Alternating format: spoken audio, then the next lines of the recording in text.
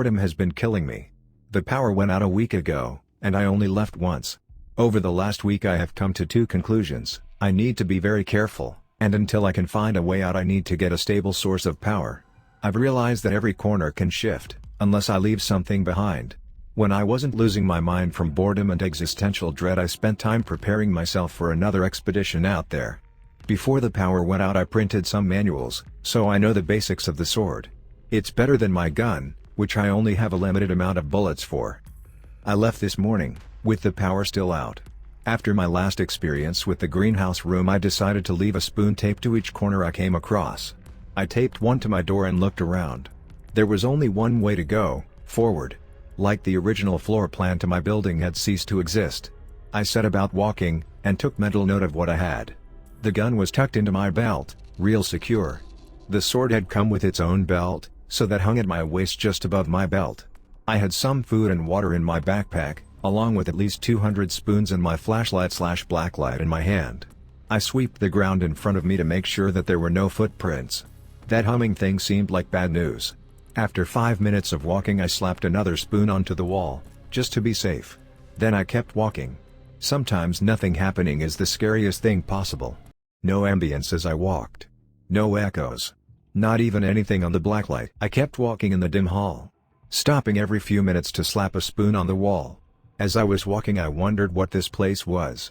Maybe it was hell, maybe I was dead. Or maybe it was some weird sci-fi weapon. Either way I kept on going until I saw a light in the end of the hallway. I wondered if whatever chaotic being dictated this place's rules knew what symbolism was as I taped a spoon to the wall and picked up my pace. I still had about 160 spoons left as I noticed the floor and walls were changing. They weren't carpet and wood anymore, they were all stone. Unnerved, I slapped another spoon on the wall and kept going towards the light. I exited the hall to find myself in a forest. The hall I was just in ended in a cave mouth. The woods felt loud, birds chirping and wind blowing. After spending so long in complete silence it almost felt deafening. Then a loud gust of wind blew, and I turned to see the cave mouth gone. Shit was all I could mutter. My way back home was gone. I sat down for a moment and realized the birds chirping were actually crows. No vibrant chickadees or doves. All the leaves were on the ground, which is normal since it's January, but I couldn't help but feel unnerved by the lack of life, aside from the distant crows. I walked through the woods. I decided my spoon tactic was useless, so I didn't waste any time with that. It was overcast out here, and I needed shelter in case it stormed. I felt like I was being watched as I walked towards a clearing. When I entered I saw a pyramid of skulls standing there, ominously. I noticed the crows had gone quiet, and started to move on when I saw what looked like a person in a tree. "Hello," I called out to it. It fell out of the tree, and then it started crawling towards on all fours towards me and I started backing up. When it was halfway towards me it stood up. It had no face, just a hole in the center, which whistled with every breath it took. I drew my sword and waited for it to do something. It cocked its head like it was surprised I wasn't moving. Then it swung at me. I played baseball in high school, so I was fast enough to block it. But it was fast. I blocked the second punch it threw at me, and threw a counterslash. My edge alignment was off, but black liquid poured from its side. That pissed it off. It let loose a whistle more akin to a shriek and started trying to pummel me. I was holding up until it kicked me. I hit a tree hard, and saw it charging towards me.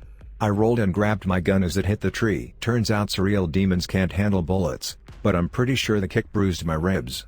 I got up and walked on. After a few minutes of walking I fell to my knees as a wail pierced the woods. With my ears ringing I turned around. There were more things in the trees, at least 20, so naturally I started running. They didn't follow me, and I found myself on a road. I was grateful. A road meant civilization. That meant people, so I walked along the road. Eventually I found myself at the edge of a small town. There wasn't a welcome sign, so I don't know where. I sat down against a wall of the gas station and breathed a sigh of relief. There had to be someone here. Then I heard a man shout, "Someone, please help."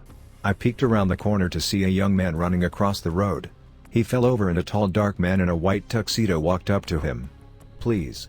The young man begged. The man in the white suit replied, "SHH, it'll be over soon, dear boy. You should have just whistled." I turned back around as it went eerily silent. Then someone started whistling and walking towards the gas station. I got up so fast my spoons rattled. I put down the bag as the whistling stopped. Then as quietly as I could I went around the corner and hid behind the gas station. I heard a grunt of discontent and then a pop. I turned the corner to see my bag, and whoever that was gone. I've taken shelter in a house with power. The computer has internet access, thankfully. I want to do some looting tomorrow, but since night has descended I can hear multiple things walking around outside, whistling and humming. Occasionally a fight will break out between the two groups. I've found a journal here, so I'll think I will be reading that instead of sleeping. I'll update you guys soon. I can't sleep, it's bordering on 2 weeks since I was sent to this strange place. I technically haven't moved. According to everything I've found out about this place just suggests it being a sort of computing area, I guess. I legitimately have no clue, and I don't want to think about it any more than I have. The hotel I wound up in was overall pretty damn barren. Aside from the computer and some food and water, there was nothing of note. I slept, rested and thought pointlessly for a few days. Then I began to see something out of the corner of my eye every now and again. A figure of a person, all black. Occasionally I would hear muffled, unintelligible muttering every now and again. Sometimes I would put something down, only to have it show up somewhere else. The world still stood still, and the isolation was beginning to have its effects. My mind was cracking. Then I found a book on the front desk. I didn't bother checking for anyone who could have put it there. When I opened it, it was blank. So I left open on the desk and went about online on the 90s box computer. Later that day the book fell on the floor, behind me. I spun around in my chair, and picked it up. The page it was open to was no longer blank. It read, "The benevolent one's servants come, call not to them, but for the one." As I got up and looked around, sword drawn, I found nothing. I thought I felt something touch my back and I swung the sword so hard I had to pull it out of the wall. I looked outside and saw that twilight was still upon the land. There was dark and there was gray here, but it had been stuck between both for a while now. Despite my best efforts, I couldn't keep track of time here anymore. The computer and all the websites I could access wouldn't display anything time related. I went down for a nap, trying to wait for daylight so I could look about. When I woke up the empty book was right next to me. I looked over and threw it in shock. Then I heard the calls of the whistlers in the distance. I went across the room and picked up the book.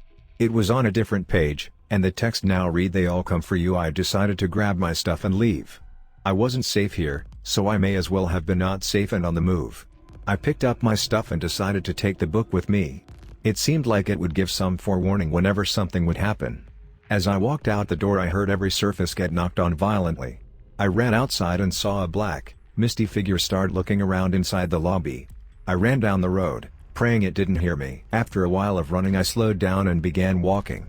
The woods I were in were both dead and dense. Then I heard the trees getting knocked on. I stood silently and reached for my gun. I saw the mist of two of those things. Then I heard the high-pitched whistle of the whistlers. It sounded like the two were fighting.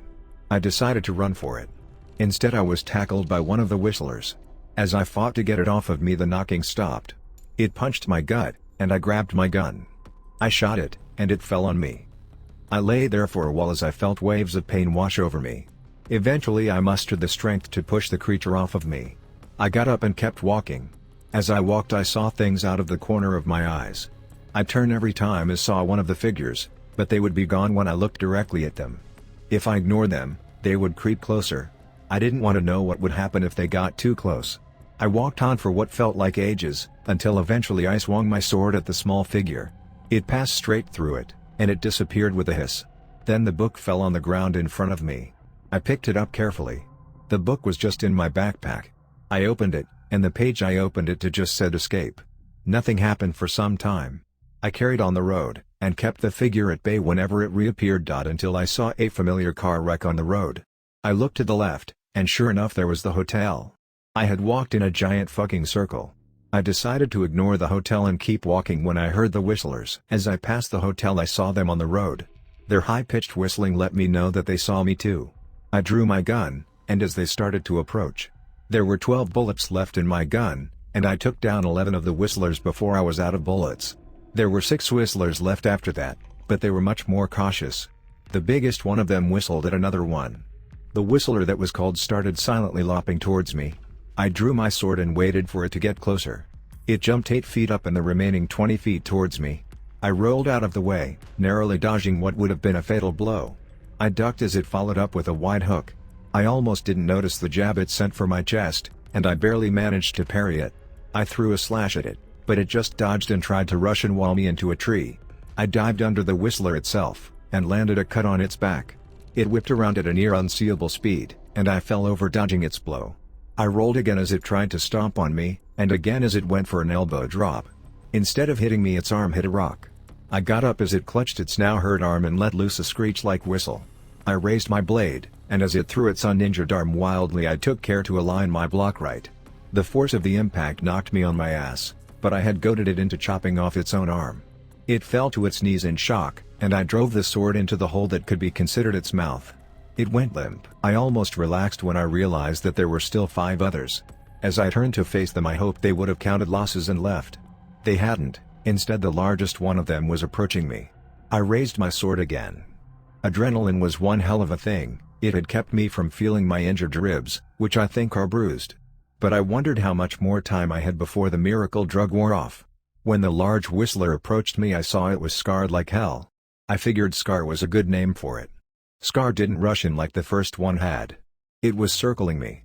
I tried to charge it and get a cut in, but it just sidestepped my attacks. It hadn't tried to throw a hit yet, but I was anticipating a blow soon.